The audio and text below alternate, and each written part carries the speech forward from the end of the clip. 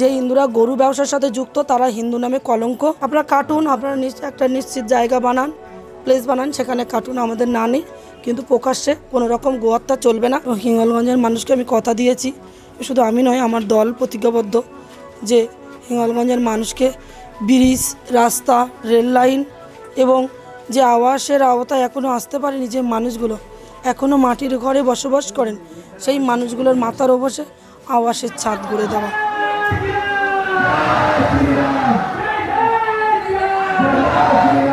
2024 সন্দেশখালীর বেতাজ বাদশাকে একেবারে ধরাশায়ী করেছিলেন তিনি এবারের হিঙ্গলগঞ্জের বিধায়ক।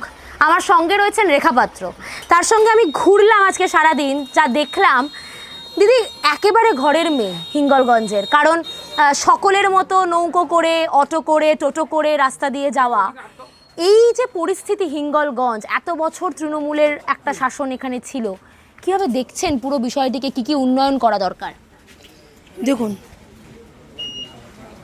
আমি হিঙ্গলগঞ্জে কোনো উন্নয়নই দেখছি না।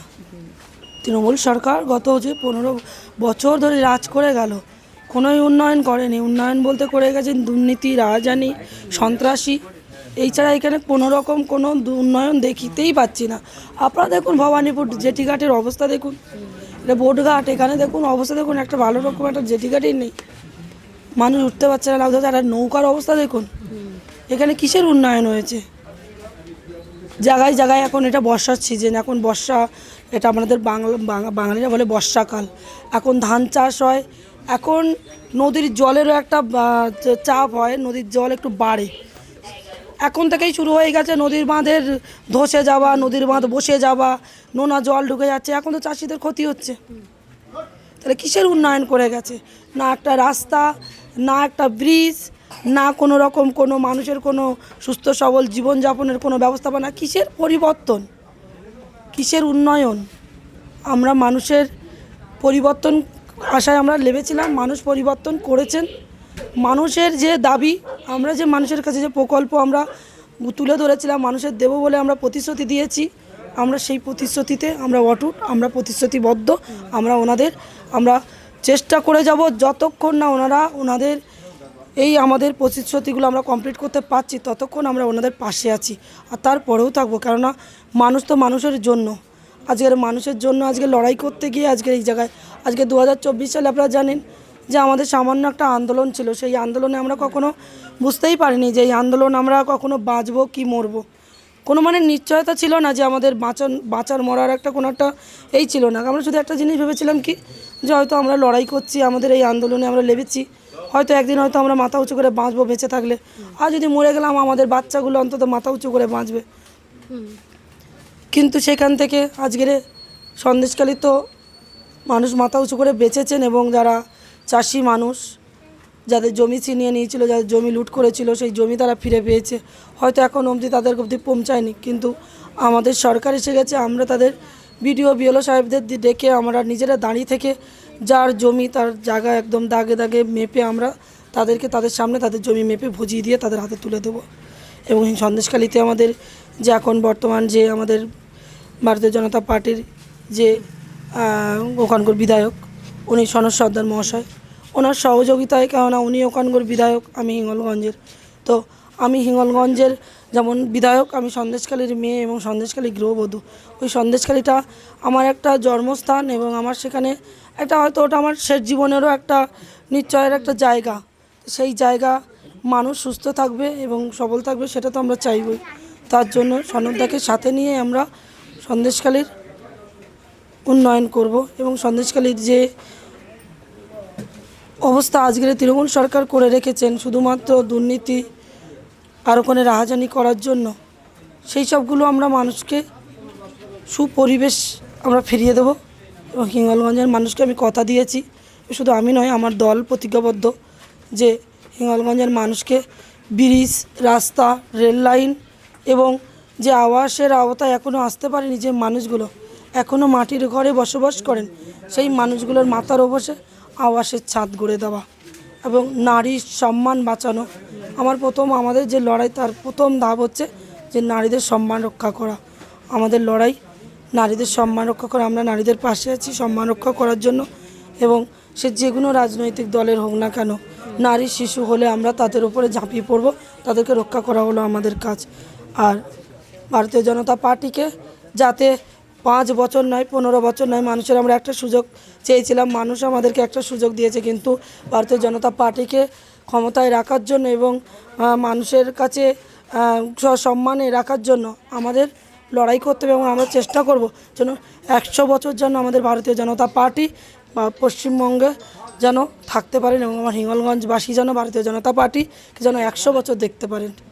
গরু বেচাকেনায় সম্প্রতি রাজ্য সরকার নিষেধাজ্ঞা জারি করেছে। একেবারে দেখা গেল আপনি হিঙ্গলগঞ্জে গিয়ে গরুর যে ব্যবসা এবং যেটা অবৈধ ব্যবসা সেটাকে একেবারে আটকে দিলেন। দিদি, বিরোধী দল অনেকেই বলছেন যে এই যে হিন্দু ব্যবসায়ীরাও তো আছে যে যারা গরু ব্যবসা করেন, তাদের অর্থনীতিতে কি কোনোভাবে প্রভাব পড়বে না? এই ব্যাপারটাকে কীভাবে দেখবেন?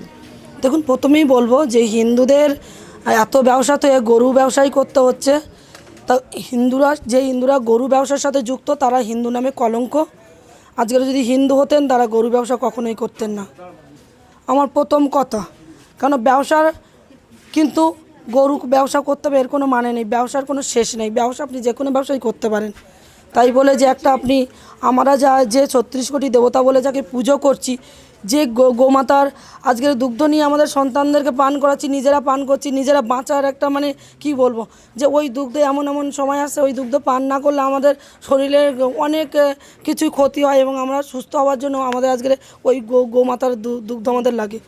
আজকের সেই হিন্দুরা আজকের সেই গোমাতাকে আজকের কিছু সমাজের হাতে তুলে দিচ্ছে যে কাটার জন্য। তা আমরা সেই সব হিন্দু সনাতন মানুষদেরকে আমরা ধিক্কার জানাই যে আজকের নিজেদের বুদ্ধি কোথায় গিয়ে দাঁড়িয়েছে, আজকের নিজেদের বিবেচনা কোথায় গিয়ে দাঁড়িয়েছে, নিজেদের বুদ্ধি বিবেচনা দিয়ে ওনারা বিচার করবেন। হয়তো রেখাপাত্র আজকে তাদের 4টে 16টা 17টা করে গরু দড়ি দিয়েছে, কিন্তু আমি বলবো যে ব্যবসা বিভিন্ন ধরনের ব্যবসা আছে, ব্যবসা করুন, কিন্তু গরু কাটার কোনো নিদান সরকার দেয় না। আর যে সরকার দিয়েছিল সে সরকার অবৈধ সরকার, কখনোই দেশের ভালো চায়নি, মানুষের ভালো চায়নি বলে এটা করে গেছে। আর এটা কি বকরি ঈদ নাকি একটা বলে, তো এখানে তো বকরি মানে তো ছাগল, তাহলে ছাগল কাটার ঈদ এটা, তাহলে গরু কেন কাটবে?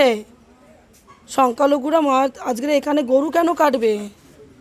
গরু কাটার কোথায় কোন ঈদের ওদের কোন কোরআনে লেখা আছে যে গরু কাটতে হবে? তাহলে এটা কেন এটা বকরি ঈদ কেন, কিসের জন্য বলা হয়েছে? আপনারা কাটুন, আপনারা একটা নিশ্চিত জায়গা বানান, প্লেস বানান, সেখানে কাটুন, আমাদের না নেই। কিন্তু প্রকাশ্যে কোনো রকম গোহত্যা চলবে না, গো মাংস বিক্রয় চলবে না। আমি যতদিন আছি হিঙ্গলগঞ্জ বিধানসভায় ততদিন আমি কখনোই করতে দেবো না। আর আমার কাছে কথা হলো যে আমরা যে গোমাতাকে পুজো করি, সেই গোমাতাকে আপনারা পুজো না করতে পারেন, কিন্তু আমরা সম্মান করি, আমরা কখনোই এটা করতে দেবো না। আর যদি বিক্রয় করুন, যারা বিক্রয় করতে চাইছেন তাদেরকে তো না নেই, বিক্রয় করুন, কিন্তু তার একটা ফিটনেস সার্টিফিকেট বানান।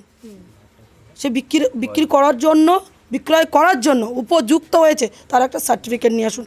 যে গবাদি পশুর যে হসপিটালগুলো আছে এবং পঞ্চায়েতের মাধ্যমে দিয়ে আপনারা সার্টিফিকেট বানান, আমাদের না নেই, কিন্তু কাটতে পারবেন না। আর যারা ভাবছেন যে আজকের গরু ব্যবসা করে আপনারা গোহত্যার একটা লীলা চালাবেন, আমি কখনোই তাকে সমর্থন জানাই না। আর তার বিরুদ্ধে আমরা লড়াই করব। যারা ধরুন এই ব্যবসার সঙ্গে যুক্ত, এরকম বহু মানুষ বলছেন যে আমরা বেকার হয়ে পড়ব।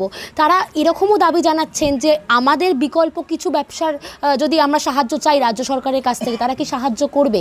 সে ব্যাপারে আপনার কি মত? দেখুন, যারা বা যে ব্যক্তিরা আজকের এই আওয়াজ তুলেছেন যে আমাদের ব্যবসা কেড়ে নিচ্ছেন, তাহলে রাজ্য সরকারের কাছে আজকের যে ব্যবসার দাবিদার করছেন, তাহলে কিসের জন্য আজকের নিজের মূল্যবান ভোটটা ওই অপাত্রে ফেলেছেন?